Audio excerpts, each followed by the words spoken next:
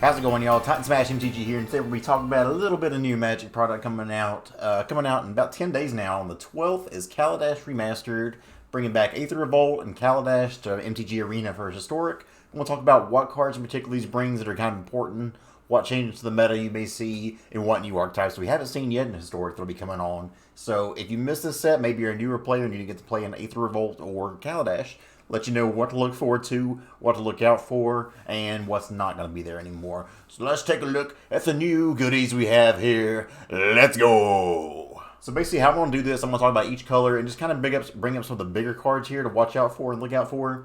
Afterwards, we'll talk about some overall archetypes and things like that. To start it off, there are 3 cards that will not be showing up here that were in these sets. First one here is Walking Ballista. Walking Ballista is already banned in Pioneer. Very powerful card. Sees a lot of modern play. Just a powerhouse of a card. And personally, first off, the reason this is banned is because of the combo it has with Heliod. The Heliod combo, if you're not aware of that, every time you gain life, you can put a 1/1 counter on a creature. You get these little infinite combos going on where if you have Heliod and Walking Ballista out, you can gain life on something, put a counter on Walking Ballista, ping somebody for 1 if it has lifelink, but you can give it lifelink via Heliod. And then that just kind of goes on and on. You ping somebody for 1, put a counter on there, ping it for 1, put a counter on there. That's how it goes. It's not very fun. I love Walking Ballista as a card, but there's going to be too many things you have to ban to make it work there. So I'm kind of glad they're already just leaving this one out there because I've played enough Pioneer to know that the combo's real and it can be dangerous. And as a whole, just, don't ping my things. Another thing they're leaving out here is Felidar Guardian. Again, very smart inclusion. Felidar Guardian basically been banned in Pioneer since day 1. So they're already, as they're getting ready to bring things to Pioneer, having some of these cards already pre-banned is kind of nice. And the Felidar Saheeli combo was the most busted combo that I played in all my time in playing Standard. I know we complain a lot that, this last Standard has been pretty terrible, but nothing was as busted as the Saheeli Felidar Guardian combo. And the sad part was, if anybody didn't play around in those days, apparently R&D just kind of missed that one. That was an oversight. A 2-card combo that goes from 3 mana to 4 mana. That was it. But basically, you use Saheeli to blink your Felidar Guardians. You just keep blinking. Make a ton of Felidar Guardians. They all get haste. Go to attack them. Finally, the last card to not be in the set is Smuggler's Copter. Another card that, again, as I mentioned before, banned in Pioneer. However, I'm pretty sad about this one. I think Smuggler's Copter is a fantastic card, a fantastic design, and it's good, don't get me wrong. Being able to crew it and accumulate this card advantage as you loot and draw and everything is really nice, but it requires you to play creatures. You can respond to it via kill and get or killing the creature that's going to crew it. It's one of those cards that I think is definitely good, and I see why it's banned, but I'd like for it to have a chance in Historic. There's a lot of other bust things we can do here and a lot of scary stuff, so it's banned though. Nothing we can really do about it. It's gone. But now, without further ado, let's talk about the cards that are here and the cards in each color that's going to make a difference or may see some Historic play. So starting off here in white, we're looking at Angel of Invention. This is a 5-mana 2/1 with Flying, Vigilance, and Lifelink, and Fabricate 2. For anyone who didn't play around this area, Fabricate 2 means you need to put 2 +1/+1 counters on this creature, or you can make 2 1/1 servo tokens. So you can either have a 4/3 Flying, Vigilance, Lifelink with 5, or you can Fabricate 2. It'll still be a 2/1 Flying, Vigilance, Lifelink, and you also have 2 different 1/1 servo tokens. In the bottom text here, other creatures you control get +1/+1. So it works out really nice there is you essentially make a 2/1 flyer and then your 1/1s or 2/2s. So basically this could be the top end of a mono white strategy that goes wide here. Maybe if humans becomes a thing here in Historic, which it already kind of is. Just any kind of go wide strategy here. Angel of Invention at the top end could be a kind of neat little buff for it.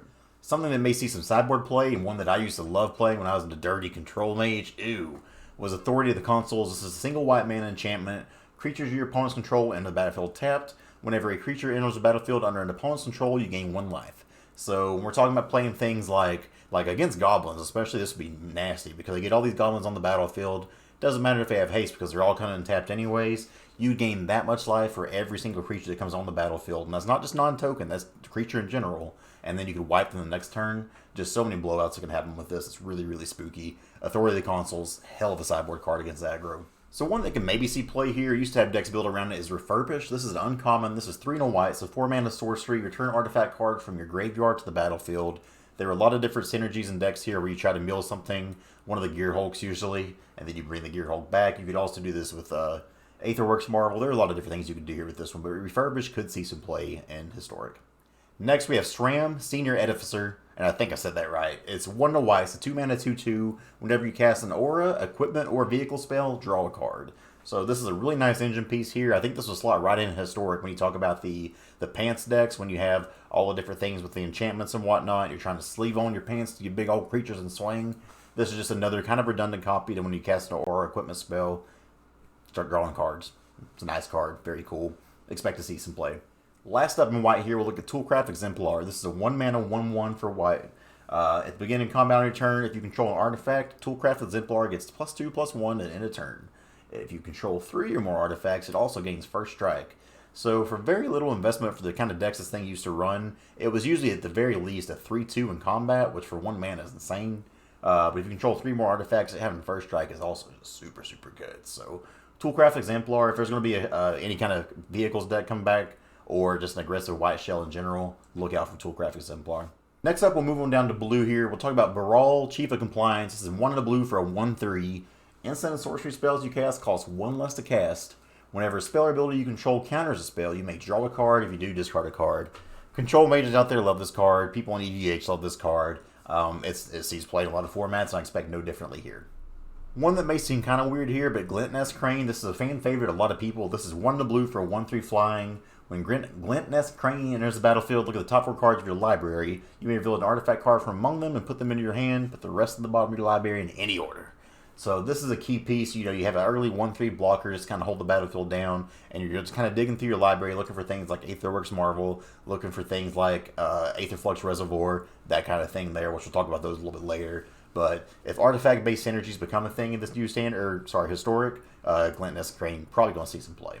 One that I'm looking forward to that may or may not see some play, but it'll see some play because I'm going to play it, is Metallic Rebuke. This is 2 to blue instant with Improvise. Counter target spell unless its controller plays 3. For those of you who don't know what Improvise is, you can tap artifacts, and that way any kind of artifact on the battlefield you tap counts as colorless mana. So a lot of times you can just leave up a single blue here, and then you'll have 2 mopey little artifacts, whatever they are, and they go for something big. You thought it didn't have counter magic up, but I did, son. Gotcha. Let's go.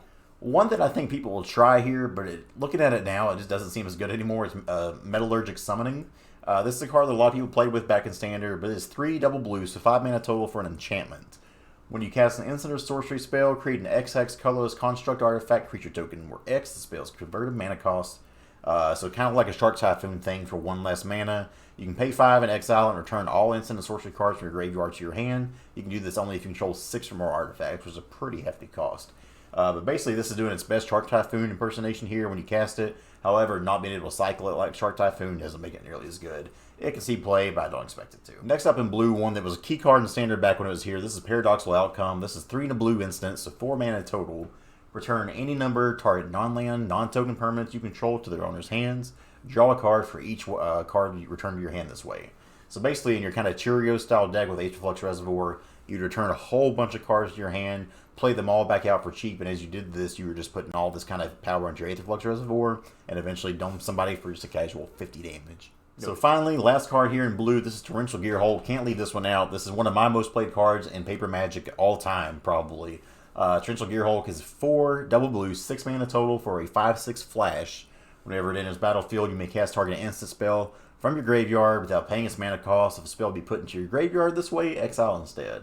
So a lot of times you could either flash us in and then bring back a counter spell and counter something, which is always really nice. You could do a draw spell like a Glimmer of Genius, draw 2. There's so many things you can do with this card, and it's a 5/6 body. So nothing felt better was whenever they tried to go for something big in combat. You flash this in, block their thing, just the total blowout card, and it's a good finisher. 5/6 body is hard to deal with for a lot of decks. Moving on to black cards now. One of the best removal spells in Magic, period. Fatal Push, coming back to Historic. This is a single black instant. Destroy target creature if the converted mana cost is 2 or less, and it has Revolt. You can destroy target creature if it has converted mana cost 4 or less. Only do this for the permanent left the battlefield this turn. Fatal Push sees a ton of Historic plays, or sorry, it will see a ton of Historic play. Already sees a lot of Pioneer play. It sees basically every format, like even older Legacy formats it sees play. Fatal Push, just a fatally pushed card. Next up, a card that I hate because it always is such a pain for me to deal with. Gifted Aetherborn, double black for a 2/3 Death Touch life link. Very simple, solid body. Death Touch means you can't really attack into it. The 3 toughness makes it kind of hard to attack around, and having Death Touch and life links is just hell for a control deck, or sorry, for an aggro deck.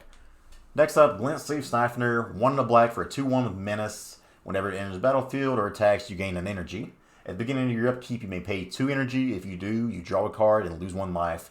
This card is just a fantastic draw engine. If you don't really care about your life total here, like especially against control and stuff, if they can't answer this, you just go to town and get so much card advantage for an aggro deck, especially. It's hard for them to come back from. So a lot of this will depend on how good the energy mechanic is in Historic, but if it's a thing, expect to see some Glint-Nest Crane there.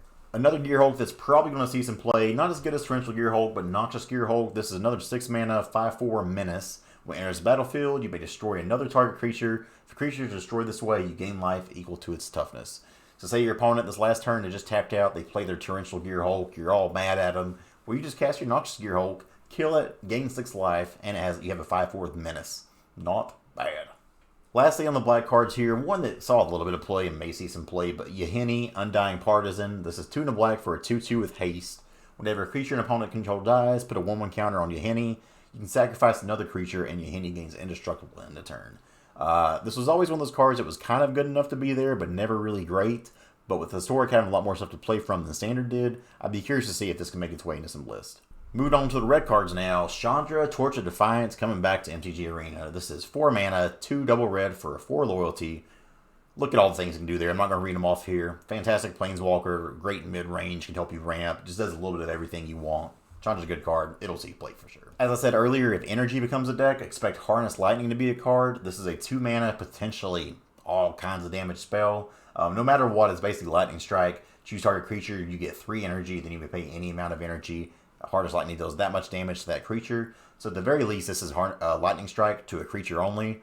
But a lot of times you had a bunch of energy going around. I've taken things down that were like 10/10s before. I killed Galta with this. Harness Lightning can do some damage.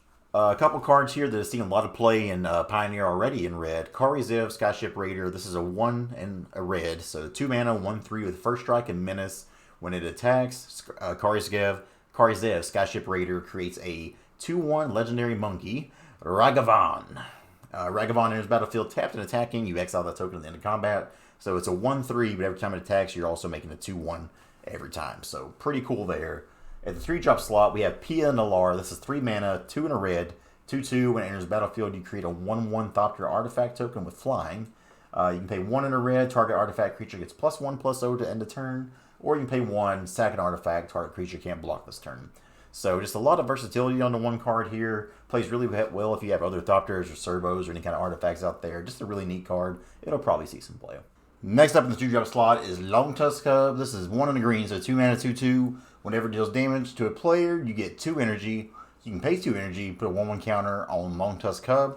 I can see this getting play in Counters deck if you have enough energy center to go with it. But in energy decks, especially, this thing can just run the way of the game. Whether this was a main deck threat that could eventually be the kind of beatdown card that you just pump energy into. But also, I remember like out of the sideboard, people, like there'd be control decks or BAM ramp decks kind of thing. They'd bring this in out of the side after you side out all of your removal, and then you just get beat down by this Longtusk Cub, and it felt so bad. It's the Longtusk Cub. I bet you'll see some play. Just a 2 mana beatdown creature, kind of hard to find. So next up is Nissa, Vital Force. This is 5 mana, 3 double green for a 5 loyalty Planeswalker. +1, untap target land you control until your next turn becomes a 5/5 elemental creature with haste. So while it doesn't have the vigilance that Nissa and the other sets had here, that's a little bit better. The Vital Force here, been in 5/5 elemental with haste, like a lot of times you just slam this down and that's like your top deck to win the game. Felt nice. -3, return target permanent card from your graveyard to your hand. That seems unassuming, but getting any target permanent, not just creature, not just sorcery, whatever, there's any permanent you need, is nice. Finally, -6, which is just 1 off of the plus here. You -6, you get an emblem with whenever land enters the battlefield, you can under your control, you may draw a card. So there's a lot of games where you play this, you swing in for 5, or you just keep it back as a blocker, and then that next turn, you just kind of ultimate right away, play your land, draw a card, and just having a card draw for every land you play is kind of nuts. So while Nissa is definitely not as good as the Nissa we've seen previously here, Vital Force could be seeing some play there. Mono green decks, kind of ramp, Tron decks, that kind of thing. So look out for some potential mono green Nissa action. Another card in green here that was really good is Rishkar, Peema, Renegade. This is 2 in green, 3 mana 2/2. When it enters the battlefield, put a 1/1 counter on each of up to 2 target creatures.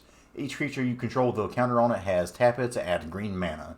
So we already have, we're getting Winding Constrictor, which we'll talk about a little bit later. But Rishkar, this was like one of the staple cards in all the counter decks, which we'll talk about a little bit later here. But there's already existing counter synergies in Standard right now and in Historic. Rishkar is going to fit the bill for those just right. It's going to be a great card for this list. Last card we're talking about here in green, Noxious Gearhulk. This is 5 mana for a 5 mana 4/4 with Trample. When it enters the battlefield, distribute 4 +1/+1 counters among any number of target creatures you control. So this is potentially a 5 mana 8/8 Trample, which is sick. Or you can go spread the love on those counters. The beautiful thing is, if we have things like Conclave Mentor or Winding Constrictor, Abzan counters, baby. You put 1 counter on something there. Say you have both those cards out, you're putting 3 counters on each little thing there. Noxious Gearhulk, just the ultimate top end for these counter decks. Having Trample means it can't be chump blocked. Huge pickup for these decks. Really nice. So there's plenty of multicolored cards I could talk about. Like almost every one of them can see play to some degree. So I'm really just going to talk about the really big ones here that I'm pretty guaranteed to see play here. We'll start off with Rogue Refiner. Another card that's just banned for being a little bit too valuable here. This is 1 green to blue for a 3/2. When it enters the battlefield, draw a card and you get 2 energy. Now, this was banned in Standard. This is banned. This may seem like a weird one for people who are kind of new to this because you're like, well, the energy is whatever and drawing a card. But a 3/2 that draws you a card anyways is good. And getting the 2 energy was definitely relevant in those kind of matchups. But you can add this to Collect a Company. You can do things with this in your energy decks. Teamer Energy was already like the biggest deck in Standard then. Like I said earlier, Energy's back. If it makes a home in Historic, Rogue Refiner is an easy 4-up. Next up is some removal here. Unlicensed Disintegration. This is 1 black and a red. So some Rakdos removal. 3 mana instant. Destroy target creature. If you control an artifact, it deals 3 damage to that creature's controller. So a lot of times you just kill their best creature, dome them in the face for 3, and it really put them in a lot of spots you're putting the clock on them. Say you had them at 3 life, they try to play their creature to hopefully win the game. You kill it, you control that little artifact on the side somewhere, 3 damage to the face, you're dead. I'm a Gruul fan at heart, so you know we gotta throw Voltaic Brawler in there. This is Gruul, red and a green for a 3/2, so a 2 mana 3/2 already nice. When it enters the battlefield, you get 2 energy, nice. And when it attacks, you may pay 1. If you do, you pay 1 energy. If you do, Voltaic Brawler gets +1/+1 and gains Trample at the end of the turn. So this is automatically a 2 mana creature that comes down and attacks as a 4/3 Trampler. It can do that twice without any other card paying it off there. That's good value. That's the beatdown plan we love. I've had this in my Historic list when I have my Gruul Aggro list in Pioneer. Hopefully the two kind of become one of the same soon. But Voltaic Brawler, great card. Can't wait to play with this one. Next up, we'll talk about Whirler Virtuoso. This is 2/3 for 1. So next up, we'll talk about Whirler Virtuoso. This is 1 blue-red, so 3 mana 2/3. When it enters the battlefield, you get 3 energy, and you can pay 3 energy to create a 1/1 colorless top-tier artifact creature token with flying. So the fact you can do this at instant speed means your opponent has some kind of answer for it. You just start throwing all your energy into this, make a bunch. You can go really wide, really fast with this. This is really good for making chump blockers out of nowhere they don't expect. And it's just a really good kind of dump for all the excess energy you may not have to even pay off. Just throw it into Whirler Virtuoso, go wide. It's a good card. Lastly, I've been talking about this for a little bit here, but Winding Constrictor is back, baby. Black and a green, so Golgari 2/3. 2 mana 2/3 is already good stats once again. But if one or more counters you put on an artifact or creature you control, that many +1 of each of those kinds of counters are put on that permanent instead. If you would get 1 or more counters, you get that many counters +1 instead.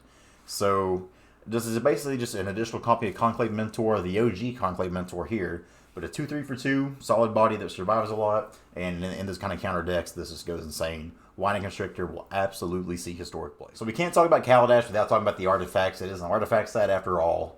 Let's jump right in here with Aetherflux Reservoir. This is a 4 mana artifact. Whenever you cast a spell, you gain 1 life for each spell you cast this turn. So it kind of stacks individually as it goes here. You may pay 50 life. Aetherflux Reservoir deals 50 damage to any target. So this is the deck that Glint-Nest Crane was really good in. You're basically playing a lot of 1 mana, 0 mana spells. You start adding up all this life. As you cast them, you just kind of go wild and cast a bunch of stuff, Cheerios style, and then you dome somebody in the face for 50. You'll love to see it. One card that, one that's not banned is a good little vehicle here. Aethersphere Harvester, 3 mana, 3/5 flying. When it enters the battlefield, you get 2 energy. You can pay an energy, and Aethersphere Harvester gains lifelink at the end of turn. And it's only crew 1, so you only have to have a creature with power 1. and you can tap it, crew this thing up, and all of a sudden you get a 3/5 flyer. It's a big blocker. It's a lifelink creature. This is a really good sideboard card against mono red back in the day. It's a house. One that I'm excited by, like I played this, and even you see me playing this on MTGO, Aetherworks Marvel, 4 mana, legendary artifact. Whenever a permanent you control is put into a graveyard, you get an energy. You may tap it and pay 6 energy. Look at the top 6 cards of your library. You may cast a spell from among them without paying its mana cost. Put the rest on the bottom of your library in any order. So in Historic, we have huge things to hit here, like Ulamog. Ulamog's going to be the big thing here. Now, I think this is fine. I know a lot of people are really worried about this card being back in Historic, but it's really not done much of anything in Pioneer. Because the thing is, 6 energy is quite a bit, and a lot of times you have to pay some really, like to really power this out on turn 3 or turn 4 to be able to cast this on turn 4 and use it right away. You got to play some pretty crappy cards to make that happen. So, Aetherworks Marvel, I'm excited to play it. Will it be as good as people think it is? Probably not, but it is a good card to have. Great little toy for aggro decks here. This is Bomat Courier. If anybody who hasn't played with this one, this one's a blast. 1 mana, 1/1 with haste. Whenever it attacks, you exile the top card of your library face down. You can pay a red and discard your hand. Sack Bomat Courier. Put all cards exiled with Bomat Courier into their owner's hands. Really nice. If they don't answer this, it just starts running away with the game. And eventually, you get 4 or 5 cards underneath this one.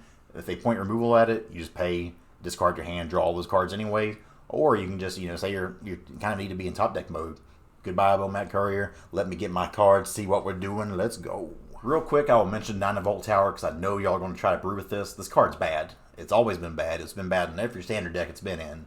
3 mana artifact. Whenever you cast an instant or sorcery spell, you get 2 energy. You may tap it, pay 6.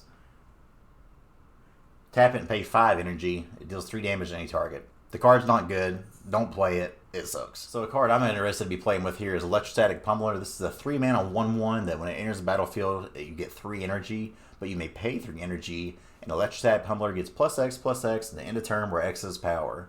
So a lot of times people would use pump spells with this. You'd have a lot of really fun decks. Say you have a Collision Colossus, for instance, in Historic. Give this +4. There's all kinds of different pump spells you can do.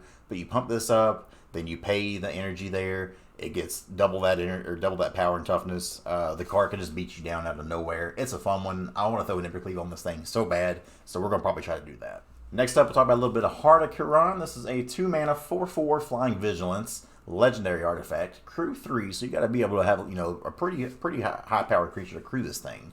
But it is a 4/4 for 2 with flying and vigilance, so that makes sense.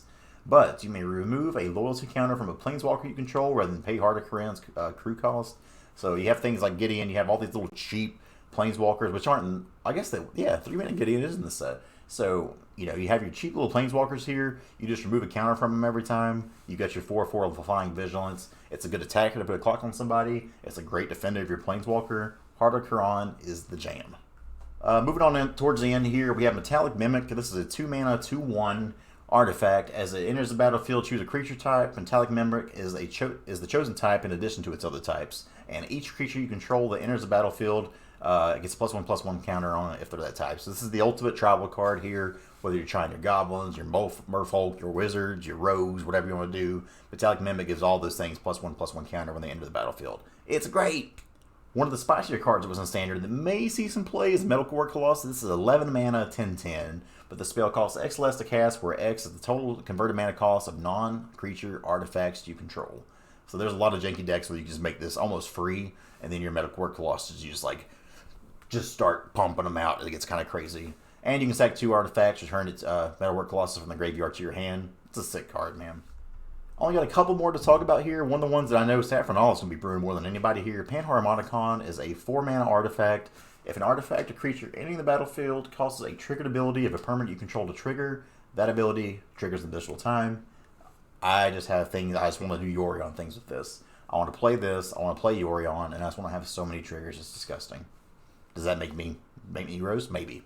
Lastly, we're going to talk about Scrap Heap Scrounger. This is a 2 mana 3/2 that can't block, but you can pay 1 of the black, exile another creature card from your graveyard, return Scrap Heap Scrounger from your graveyard to the battlefield. It's kind of a thing that never dies. Kind of similar to Skyclave Shade, but I think this is a better version of it.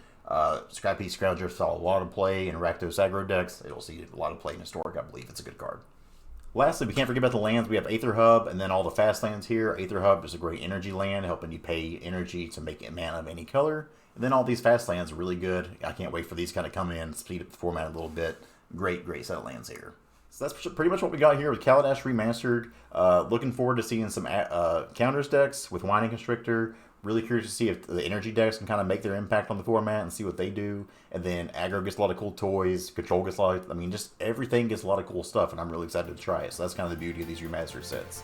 So let me know what you all are looking to play, what cards you're excited to try out, what you're going to brew with. Thank you all for watching. Hope you enjoyed this. Let's go.